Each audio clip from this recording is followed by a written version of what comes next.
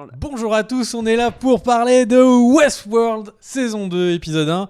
Bonjour mon petit Kerr. Bonjour à toi mon cher Big B. Bonjour au chat, puisque l'émission est enregistrée en live avec des personnes comme Benoît S, Galaxy MTV, Alex Goat, Nathan Gouzien, Romain Métral, 11 MFBA, Jolan Philippe Monbouchou. C'est Oupi_Oupi sur Twitter à la réalisation.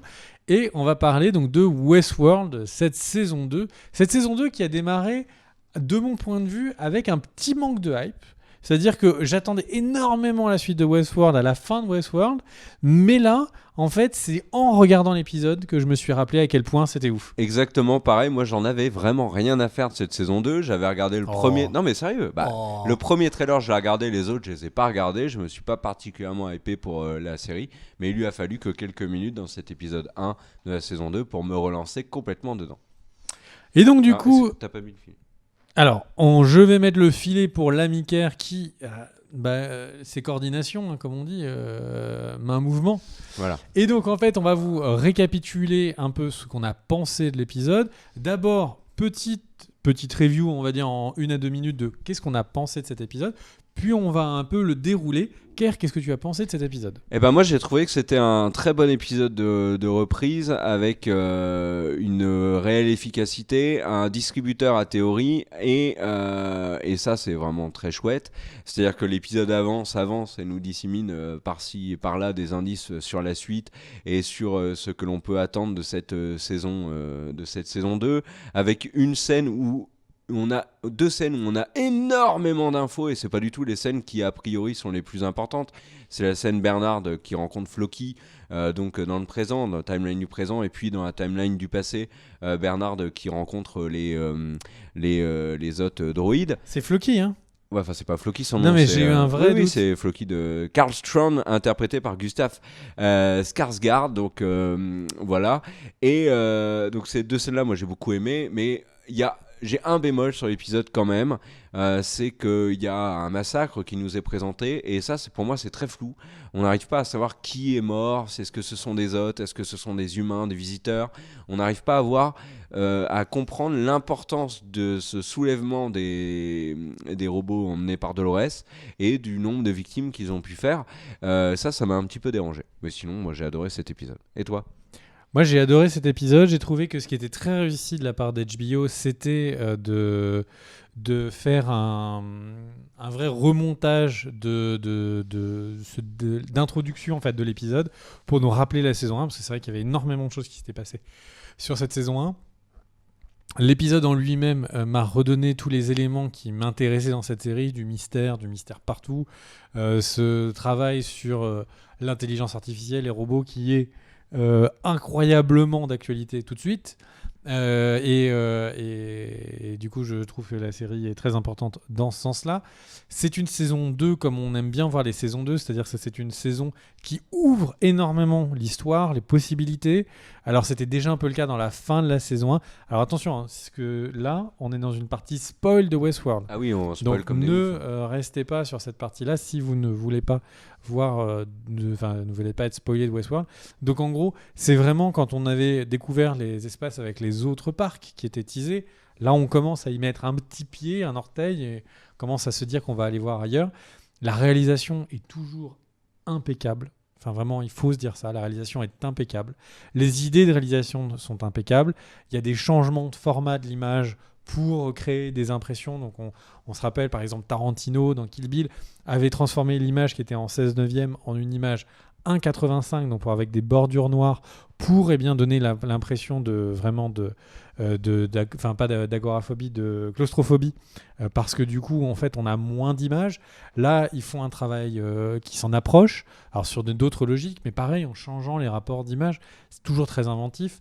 Les images sont incroyables. Moi je suis sur le cul qu'une série ait le budget pour faire autant de décors. Parfois on fait 2 pas dans un décor qu'on verra plus jamais et qui est juste somptueux. Enfin franchement c'est incroyable. La control room, on a l'impression qu'on y a eu 4 plans, qu'on la verra plus jamais. Elle est impeccable. Vraiment ce décor incroyablement réussi. J'ai même l'impression qu'il est plus réussi que la saison 1. Vraiment, la lumière, enfin le travail de lumière est impeccable. Pas de prise de risque, mais ça c'est normal. La série, elle est très, elle veut quand même essayer d'être un peu grand public. Pas de prise de risque sur les cadres, pas de grands décadrés, pas tu vois de plans qui pourraient être un peu perturbants pour les spectateurs. Mais bon, ça c'est pas ce qu'on attend d'une série comme ça. C'est pas ce qu'il y a dans un Game of Thrones par exemple. Et c'est vraiment une série qui sait tuer ses propres mythes. Enfin vraiment, elle a l'architecte a été vraiment buté, on le voit complètement saccagé. La série, vraiment... Mais est-ce moi, je pense pas. Hein. On en parlera après, mais on moi, verra. je pense pas. Mais très globalement, cette série, elle tient une place séparée. Le Kara design, enfin la conception de ces drones, ils sont magnifiques. Même si je trouve que la texture des muscles, on n'y croit pas. On voit que c'est un costume. Le monsieur à droite est incarné par un réel acteur. Oui, qui a mis comme ça un masque. Etc. Mais le truc, c'est que globalement, on est vraiment... on n'est pas déçu et c'était pas facile de pas décevoir sur une série aussi réussie. Tout ce qu'on apprend dans cet épisode. Moi, je pensais pas qu'on allait apprendre autant de choses. Ça, je suis pas trop d'accord avec toi. Mais on va dérouler. Ouais. Il y a beaucoup d'éléments qui nous sont dissimulés, enfin ou donnés, ou on nous donne un indice pour qu'on puisse comprendre. Ou au final, ça n'allait pas plus loin que les épisodes finaux de la saison 1. Alors, on va justement partir dans l'analyse plus complète de l'épisode. Alors, cette saison, elle nous surprend un petit peu parce qu'il y a plusieurs timelines comme dans la saison précédente. Un des trucs qu'on se disait, c'était oui, mais alors là, maintenant, les timelines, c'est terminé dans Westworld. On va suivre la révolte de Dolores. Bah, pas du tout. Alors, on remercie, voilà. Voilà, puisque tu voulais en parler.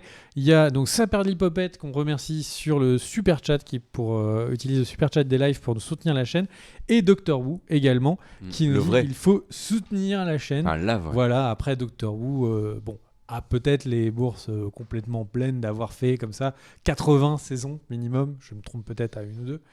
Mais voilà. Donc tu disais, mon cher. Alors il y a 3 timelines, enfin 3, il y en a 2 certaines, il y en a une troisième peut-être. La première c'est le présent avec Bernard quand on le voit échouer. Et, j'ai pas ton point de vue, mais je te laisse... Et qui rentre en contact donc avec le personnage incarné par Gustav Skarsgård, donc le fameux Karl Strand, le Floki de Viking. Moi que j'adore déjà dans Westworld, ça me fait super plaisir de le voir dans un autre rôle que Floki, surtout que je trouve qu'il s'essouffle beaucoup dans Viking. Et il y a une timeline ensuite du passé qui est la suite en fait de la soirée qui se déroule très mal avec le soulèvement de Dolores et des autres robots. Et il y a peut-être, c'est une des théories qui circulent, je ne sais pas si tu en as entendu parler, mais que peut-être il y aurait une troisième timeline qui serait celle de William, l'homme en noir, qui serait entre les deux. Le début du jeu, avec la discussion entre le jeune Ford et William, serait en fait situé entre le moment où Delos intervient avec les secours entre le début de la fusillade avec Dolores et le moment où Delos intervient avec les secours, qui serait une dizaine de jours après. Au niveau des timelines, toi, tu partages pas cette vision-là ? Bah, en fait, j'ai l'impression qu'il y a clairement 2 timelines. L'après-crise, donc 2 semaines après, et le juste après, donc cette crise. Maintenant, en fait, bon, ça, c'est les 2 timelines principales. Maintenant, en fait, on a eu énormément de flashbacks. La série, pour le coup, j'ai envie de dire, j'ai l'impression qu'elle s'est un peu... J'ai presque envie de croire qu'elle réussit un peu à s'émanciper de ce côté de timeline, une timeline cachée, qui était le cas de la saison 1, parce que du coup, on a eu des flashbacks très concrets sur le passé de plusieurs personnages qui ne sont ni dans l'une ni dans l'autre. Et donc, j'espère, on ne pourra le savoir qu'avec la suite, j'espère qu'en fait, ça prouverait ou ça montrerait qu'en gros, la série partirait peut-être un peu plus sur une logique à la Lost, où il y aurait plusieurs flashbacks qui nous permettraient de travailler les différents personnages. Parce que c'est vrai que, imagine que chaque saison, ils aient à porter le poids d'avoir plusieurs timelines, etc. Ça va vite devenir compliqué. Ouais. Donc, après, ils peuvent faire avec les différents parcs. Hein, ils peuvent faire moins de jouer avec le temps, mais plus de jouer avec l'espace et de montrer des révoltes dans différents parcs. Voilà, c'est peut-être. Mais en tout cas, ce qui est sûr, c'est que là, tout de suite, bon, la fin nous fait comprendre qu'il faut suivre la timeline de l'après-drame, l'après-carnage. Et clairement, l'épisode s'axe sur ça, c'est-à-dire qu'il fait tout pour construire le cliffhanger de fin où on nous dit « Ah, c'est important de regarder l'autre timeline », mais on aura des révélations dans la première. Bon, ok, j'espère que tous les flashbacks qu'on a vus nous montreront que la série va s'ouvrir un peu à autre chose. Alors, un des trucs qui m'a marqué vraiment avec cet épisode, c'est qu'il est très très centré sur Bernard, qui est le personnage le plus important de l'épisode. Alors, est-ce que ça va être sur cet épisode-là uniquement Mais ou est-ce sur les Bernard suivants? Oui, mais enfin, bon, oui, en effet. Avec une phrase qu'il dit que j'ai notée parce que elle m'a marqué, c'est le réel et tout ce qui est irremplaçable. J'ai trouvé que c'était une bonne définition. Attention, ça c'est pas Bernard, c'est quoi? C'est le vrai créateur. Oui, c'est Arnold, mais enfin, c'est le personnage. Oui, mais je simplifie, j'appelle Bernard. Alors, parlons du présent. Premier élément. On découvre donc l'arrivée de Delos. Bernard est échoué, récupéré donc par le frère de Thor, dont j'ai complètement oublié le nom.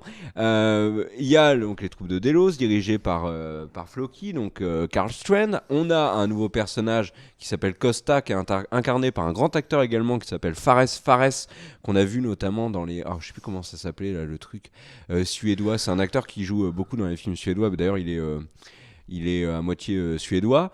Et alors, dans cette scène-là, moi, il y a eu plein d'infos, en fait. La première, et c'est un petit détail, j'ai vu ça dans un article américain, c'est que notre ami Floki, on va l'appeler Strand, ça sera plus simple, notre ami Strand parle avec des militaires qui ont l'air agacés. Et en fait, ces militaires sont chinois. Ce qui valide une théorie qui était avancée déjà dans la saison 1, que le parc, le Westworld, enfin pas que le Westworld d'ailleurs, l'intégralité des parcs serait située sur une île au large de la Chine, qui appartiendrait donc à la Chine. Au large de Taïwan. Moi, je le mettrais au large de Taïwan. Oui, c'est possible. Mais enfin, du coup, là, la présence de soldats chinois est assez intéressante, il faut le reconnaître. Et puis, les autres infos... Alors, évocation des pontes, encore une fois. Donc là, c'est Strand qui parle des pontes, donc ceux qui dirigent le parc. On en saura probablement plus sur eux. Et puis, il y a bien évidemment le scalp, tu sais, quand il découpe la tête de l'Indien. Et puis, il y a deux très très grosses informations dans cette scène-là. La première, c'est que chaque hôte a un ordinateur dans la tronche. À la place du cerveau, puisqu'on voit donc Fares découper notre ami l'Indien pour récupérer donc l'ordinateur. Et puis enfin, c'est Strand, l'acteur de Viking, qui a l'honneur de nous parler pour la première fois des autres parcs. C'est balancé très tôt dans l'épisode. Pourquoi tu dis ça Les autres parcs, on a vu qu'il y avait un parc japonais dans la fin de la saison 1. Ah bon? Oui, on avait vu qu'il y avait un parc de samouraï. On a vu un personnage. Bah oui, mais ça n'a jamais été évoqué. Ils n'ont jamais dit, hey, il y a d'autres parcs. Là, c'est le premier qui le dit. De souvenir, il y avait même, tu voyais quand tu faisais un arrêt sur image, machin, etc., qu'il y avait un numéro de parc qui n'était pas le même que celui que j'avais cité. Mais est-ce qu'un personnage a déjà parlé, à proprement parler d'autres parcs? Je ne sais pas. Bah si. Le mec de la sécurité, il en fait mention dans la saison 1. Ah bah peut-être, enfin moi je m'en rappelais pas. Et on a le fameux tigre qui est sorti du parc 6, donc on comprend également que dans le parc numéro 6, c'est pas la fête du tout. Donc voilà pour sur le tigre, les autres parcs, t'en penses quoi? Alors le tigre et les autres parcs, ce qu'on comprend, c'est qu'on va voir d'autres parcs agir sur la timeline de la crise. Et ça, c'est intéressant parce que ça veut dire que comme on s'est tellement focus sur le Westworld, peut-être qu'à un moment, il y aura une arrivée de samouraïs, une arrivée de Vikings. Le Ninjago World. Et on aura peut-être vraiment... alors là, on a l'impression que c'est un parc. Un tigre, ça peut être un monde sur l'Asie ou ça peut être un monde sur l'Afrique. Je pense que ce serait plus un monde sur l'Asie. Oui. Et apparemment, saison 2, il n'y a que le Japon et c'est dans les autres saisons qu'on verrait les autres. Et le truc, c'est que du coup, ça pourrait donner une grande scène. Après, globalement, sur les autres parcs et sur les grands pontes, est-ce que tu peux juste me rafraîchir la mémoire? J'arrive pas à me souvenir du nom de la fille qui est là, qui est jouée, tu sais, qui joue je suis désolé, la Valkyrie dans Thor. Tessa Thompson, elle s'appelle Charlotte dans le Voilà, Charlotte. Et donc, en gros, le personnage de Charlotte, en fait, il y a un truc, moi, qui me perturbe, c'est que au final, est-ce qu'elle travaille vraiment pour les grands pontes? Est-ce que c'est vraiment les grands pontes qui lui disent il faut que tu récupères Delos, ouais. Est-ce que c'est vraiment Delos qui lui dit il faut que tu récupères Abernathy pour t'extraire? C'est elle qui l'a uploadé à Abernathy en plus. Moi, j'ai vraiment la sensation qu'il y a un... qu'en fait, on va découvrir qu'il y a encore une autre partie des gens qui veulent voler les intelligences du parc. Parce que là, concrètement, ce serait pas clair de pourquoi est-ce que Delos arrive avec toute une armée 2 semaines après. Parce qu'ils ont attendu de récupérer Abernathy. Moi, j'y crois pas. Je pense on va avoir une surprise. Oui, c'est possible, mais là, la logique... Alors, je suis d'accord avec toi. Moi, je pense pas qu'ils vont juste attendre bêtement d'avoir Abernathy, mais... Les alors, gens me s'il faut disent se pas de rappeler- tigre au Japon. Moi, j'ai pas dit que c'était au Japon. Il J'ai y a dit que des c'était tigres en Asie. Asie. Oui. Oui, bon, bah, c'est pas déconnant. Est-ce que tu peux remettre le petit filet, s'il te plaît? Alors, mais justement, puisque tu parles de Charlotte, parlons de Bernard et de Charlotte. Donc, une fois arrivé dans le passé, alors ce qui est rigolo, c'est qu'on revoit Simon de The Walking Dead dans Westworld, puisque l'acteur est également dedans, donc on le voit abattre des spectateurs. Donc là, on est vraiment revenu dans le passé, hein, dans le massacre.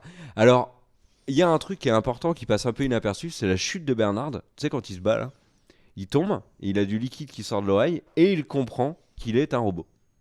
Et alors, bah si, Mais non, il le sait d'avant. bah non, il le sait pas. Ah non, il ne sait plus. Hein. À ce moment-là, il ne sait pas qu'il est robot. Hein. T'es sûr? Ah ouais, sûr. En tout cas, il le sait plus. Il l'a su, mais il le sait plus. Il le sait avec Ford, mais il n'a pas l'air de le savoir. Et il comprend pas ce qui lui arrive à l'oreille. Je vais mettre ça sur le fait que j'ai peut-être pas la mémoire, mais pour moi, à la fin de la saison J'ai eu 1, un doute aussi, mais il le sait. c'est quand même bizarre. Il tombe, il regarde le truc, il fait mais qu'est-ce que c'est que ce truc? Et puis après, boum, c'est parti. Ah non, il s'auto-analyse.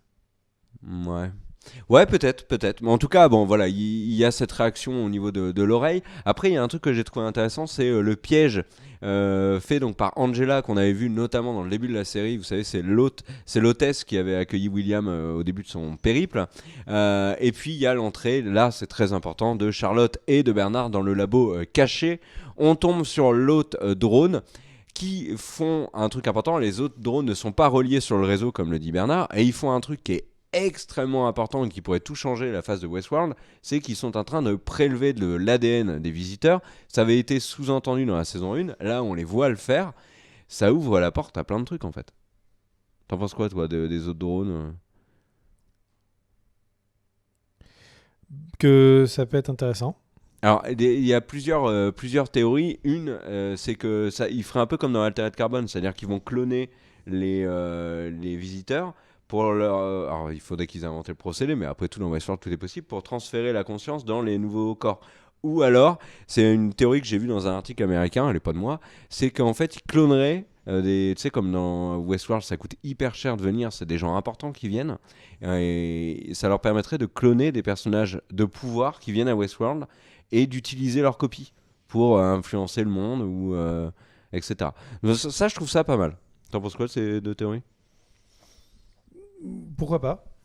Donc ça, c'était les trucs. Et alors après, il y a tout le délire avec Abernathy, et notamment la phase de la fameuse piqûre, et le truc donc avec Abernathy où on découvre que Delos ne veut pas intervenir. Alors Abernathy, moi j'avais complètement zappé qui Alors, c'était. la piqûre de Bernard, c'est qu'il se soigne. Oui, il se soigne. Donc ça, c'est plutôt expliqué. Après, sur Abernathy, en fait, on a l'impression que la série, peut-être que, peut-être je me trompe quand je dis ça, mais le truc, c'est que la série, comme Abernathy, on s'en souvient, est le premier à avoir développé des éléments proches d'une conscience, en fait, on a l'impression que la série veut nous le montrer comme le patient zéro. Et celui dont il faudrait récupérer le code. Sauf que, en gros, ce que je suis pas sûr de comprendre, c'est que la manière dont on nous avait expliqué le développement des autres sur la saison 1, ils l'ont tous développé les uns à la suite des autres au fur et à mesure d'une mise à jour. Donc pourquoi avoir besoin de ce patient zéro? Moi, j'ai compris que Abernathy, c'était autre chose. Après, le truc, c'est que dans cet épisode, ils développent le fait qu'ils intercommuniquent les uns avec les autres. Et donc, comme c'est le patient zéro, il aurait infecté les autres. Il n'aurait fallu que toucher Abernathy. Bon, ok. Mais j'ai presque l'impression que ça, c'est une pièce un peu rajoutée à l'histoire, en fait. Moi, ce que j'ai vu là dans le même article où j'avais trouvé le truc sur les Chinois, c'est que Abernathy, en fait, Charlotte, dans la saison 1, lui a uploadé dans Abernathy 35 ans de données sur le parc. Et peut-être que c'est tout simplement ça que veut Delos. Et comme ils n'ont pas eu la livraison des données du parc piqué à Ford par le biais d'Abernathy, pour l'instant, ils veulent sauver personne. Mais c'est vrai que c'est un peu chelou parce que s'il y a un énorme massacre en fait, dans le truc, parc. c'est que le parc leur appartenant, Ouais. ils peuvent arriver, il n'y a plus Ford, ils font ce qu'ils veulent. Ouais, mais les données, peut-être que Ford les a cachées.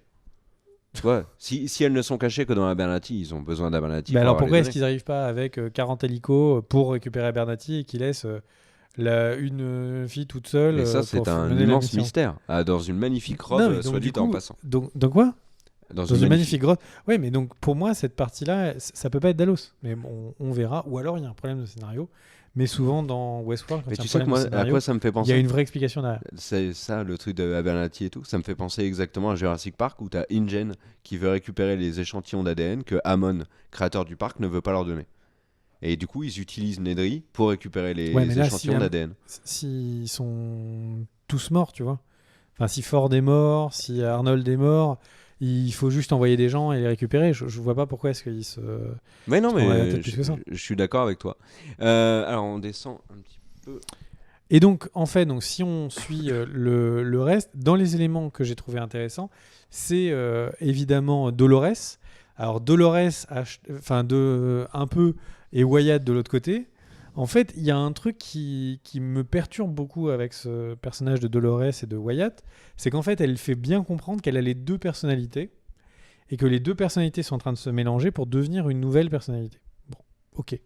À côté de ça, on voit que les autres personnages qui sont autour d'elle, qui l'écoutent, ont clairement été codés par Arnold. C'est-à-dire que c'est pas comme Maeve qui prend le contrôle du coup des autres.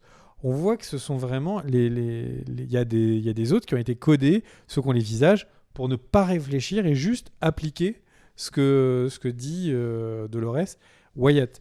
Ça, c'est un truc qui me paraît étrange. C'est-à-dire que et donc j'espère qu'on aura une réponse plus tard, c'est-à-dire que si on a effectivement Ford qui voulait donner la liberté à sa nouvelle espèce, d'en faire certains, de les coder pour que ce soit débouché aux ordres de Dolores Wyatt, ça voudrait un peu dire qu'en fait, il a créé une espèce de monde où il y a Adam et Ève qui ont le droit d'avoir une existence pour repeupler le monde, et après, le reste, il en fait des moins que ce qu'ils étaient avant.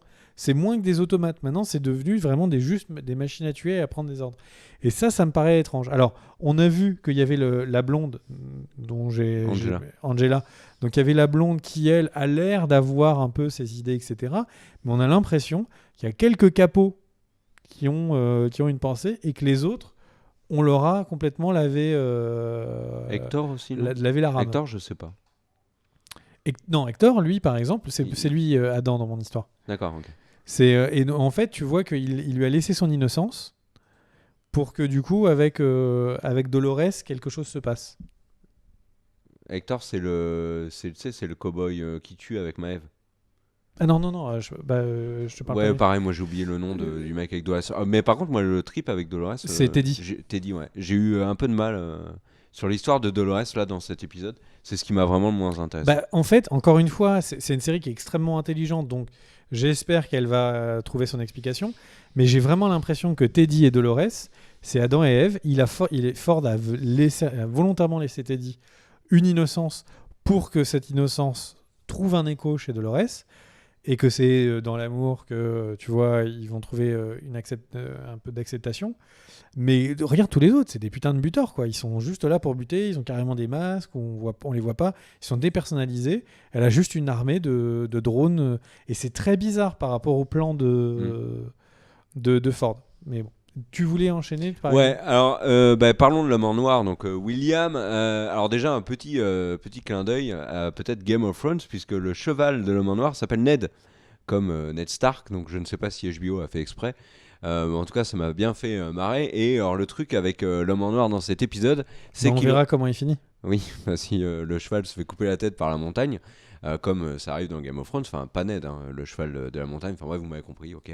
Le truc qui m'a intéressé avec l'homme en noir, c'est sa rencontre avec le petit garçon Robert, qui parle d'un jeu, qu'il faut continuer le jeu. Alors le truc qui m'a fait tiquer aussi sur l'homme en noir, c'est juste avant, c'est une fois qu'il reprend conscience après le massacre, et qu'il comprend que c'est devenu le boxon total dans le parc, il a un grand sourire, le mec est ravi, et à mon avis, cette situation lui fait plaisir, et le fait que Robert Ford, enfant, propose un nouveau jeu à l'homme en noir. Est-ce que tu as remarqué qu'ils avaient mixé la voix d'Anthony Hopkins et la voix du gamin? C'est pour ça Oui. qu'il a une voix bizarre. Oui. Ils ont vraiment mixé les deux et j'espère que Ford est mort. Bah, moi, je suis persuadé que non. Alors, ma théorie, c'est ça, c'est que en fait, Ford n'est pas mort du tout. Mais enfin, c'est une théorie qui est là depuis la fin de la saison 1.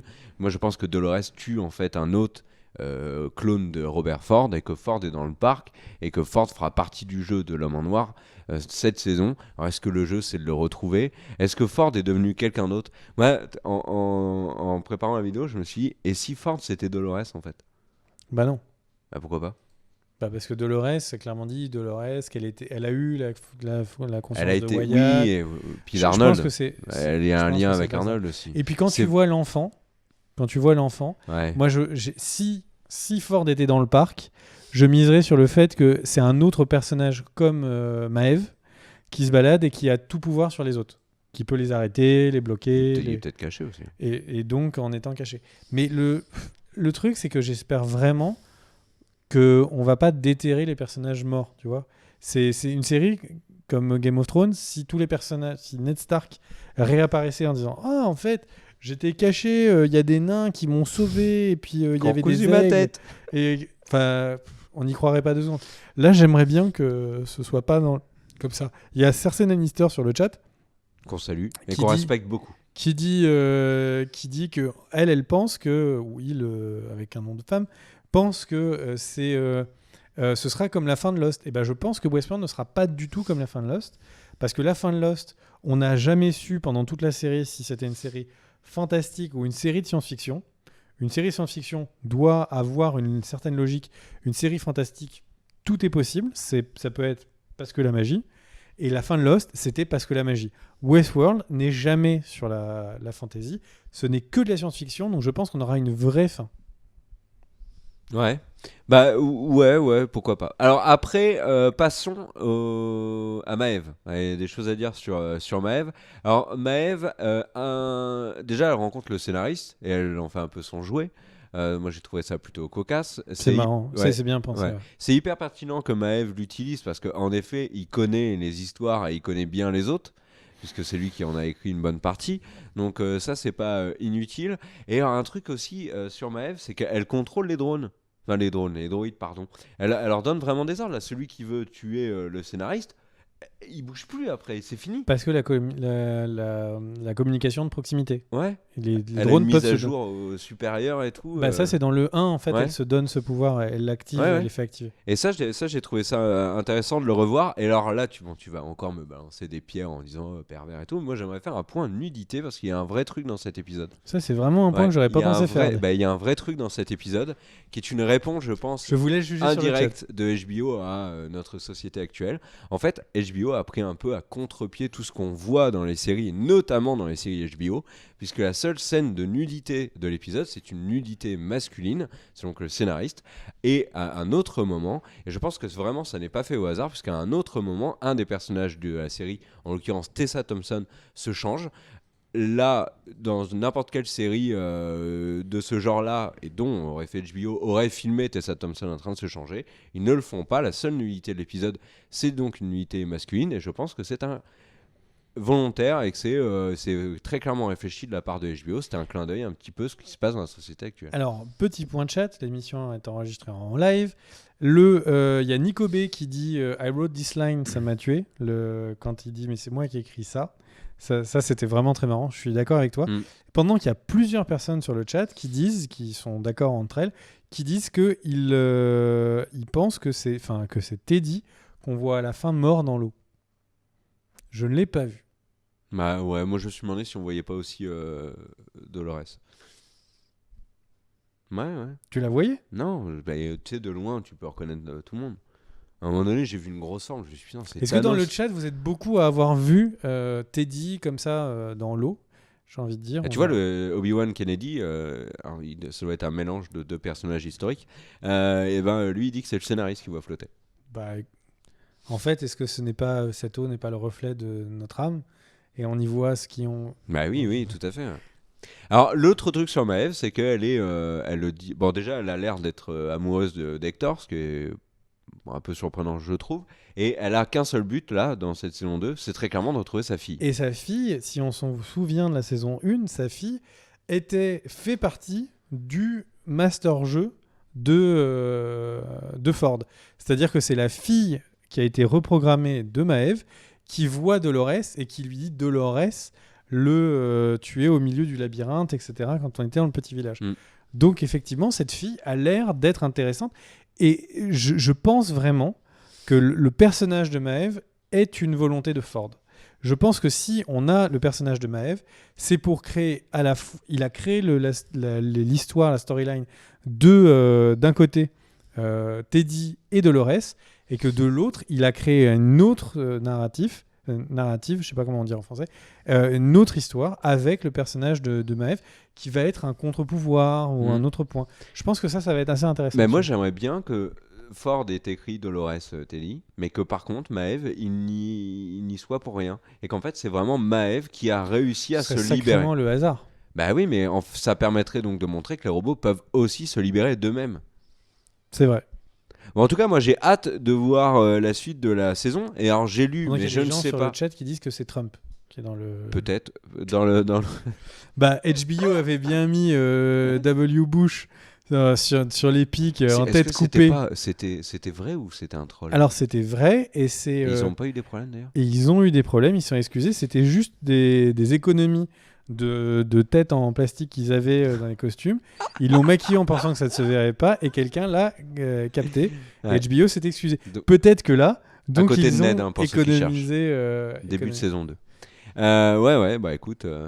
Alors, est-ce qu'on a d'autres trucs? Ah oui, moi il y a un truc que j'ai vu sur internet, c'est qu'il y aurait un épisode entièrement en japonais. T'as entendu parler de ça? Non. Un épisode entièrement en japonais, donc probablement sur l'autre parc. Après, je ne sais pas si c'est vrai, on verra. Moi, j'ai pas regardé la preview la semaine prochaine, je me laisse la surprise, j'avoue. Ok, bah mais il y a plein de théories possibles déjà. On va se quitter sur cette fin de critique de la saison. Je pense qu'on va faire sans doute donc la critique de chaque épisode de Westworld. Cette série, cette série est tellement pleine de... Elle est riche en... Elle est là pour nous faire rêver. C'est-à-dire que derrière chaque pierre de ce parc, il y a des mystères et ça nous donne envie de vous en parler. Ouais, je suis d'accord. N'hésitez pas, merci à tous ceux qui ont regardé la vidéo en live. N'hésitez pas à mettre le petit pouce bleu sur cette vidéo. Le plus possible. Ceux qui la regardent en VOD, eh bien, écoutez, bonjour à vous. Et n'hésitez pas également à mettre le petit pouce bleu. Les commentaires, c'est important. Le partage, c'est la vie. C'est la vie, tout à fait. Réussi. En tout cas, merci. Si vous avez envie de regarder les vidéos en live et de pouvoir donc interagir sur le chat avec toute la communauté, n'hésitez pas à activer la cloche. Ça vous permettra donc des abonnements. Ça vous permettra donc de savoir exactement quand est-ce qu'on commence le live ou de forcer votre notification pour pouvoir le voir. Voilà. Des bisous. Ciao. Ciao, ciao.